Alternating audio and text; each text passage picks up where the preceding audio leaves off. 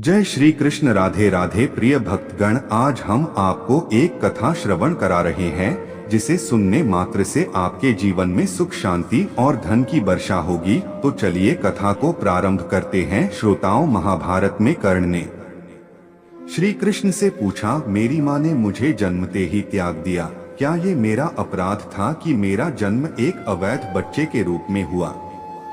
द्रोणाचार्य ने मुझे शिक्षा देने से मना कर दिया क्योंकि वो मुझे क्षत्रिय नहीं मानते थे, क्या ये मेरा कसूर था? परशुराम जी ने मुझे शिक्षा दी, साथ ये शाप भी दिया कि मैं अपनी विद्या भूल जाऊंगा क्योंकि वो मुझे क्षत्रिय समझते थे। भूलवश एक गौ मेरे तीर के रास्ते में आकर मर गई और मुझे गौवध का शाप मिला। द्रौपदी के स्वयंवर में मुझे अपमानित किया गया क्योंकि मुझे किसी राजघराने का कुलीन व्यक्ति नहीं समझा गया। यहाँ तक कि मेरी माता कुंती ने भी मुझे अपना पुत्र होने का सच अपने दूसरे पुत्रों की रक्षा के लिए स्वीकारा। मुझे जो कुछ मिला दुर्योधन की दया स्वरूप मिला। तो क्या ये गलत है कि मैं दुर्योधन के प्रति अपनी वफादारी रखता हूँ? श्री कृष्ण मंद मंद मुस्कुराते हुए बोले, कर्ण, मेरा जन्म जेल में हुआ था।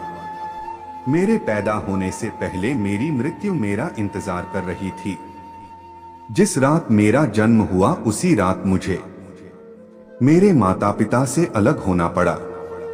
तुम्हारा बचपन रथों की धमक, घोड़ों की हिनहिनाहट और तीर कमानों के साये में गुजरा। मैंने गायों को चराया और गोबर को उठाया। जब मैं चल भी नहीं पाता था तो मेरे ऊपर प्राणघातक हमले हुए। कोई सेना नहीं, कोई शिक्षा नहीं, कोई गुरुकुल नहीं, कोई महल नहीं। मेरे मामा ने मुझे अपना सबसे बड़ा शत्रु समझा। जब तुम सब अपनी वीरता के लिए अपने गुरु व समाज से प्रशंसा पाते थे, उस समय मेरे पास शिक्षा भी नहीं थी। बड़े होने पर मुझे ऋषि सांदीपनी के आश्रम में जाने का अवसर मिला। तुम्हें अपनी पसंद की लड़की से विवाह का अवसर मिला, मुझे तो वो भी नहीं मिली जो मेरी आत्मा में बसती थी। मुझे बहुत से विवाह राजनैतिक कारणों से या उन स्त्रियों से करने पड़े जिन्हें मैंने राक्षसों से छुड़ाया था। जरासंध के प्रकोप के कारण मुझे अपने परिवार को यमुना से ले जाकर सुदूर प्रांत में समुद्र के किनारे बसाना पड़ा। दुनिया ने मुझे कायर कहा। यदि दुर्योधन युद्ध जीत जाता तो विजय का श्रेय तुम्हें भी मिलता, लेकिन धर्मराज के युद्ध जीतने का श्रेय अर्जुन को मिला।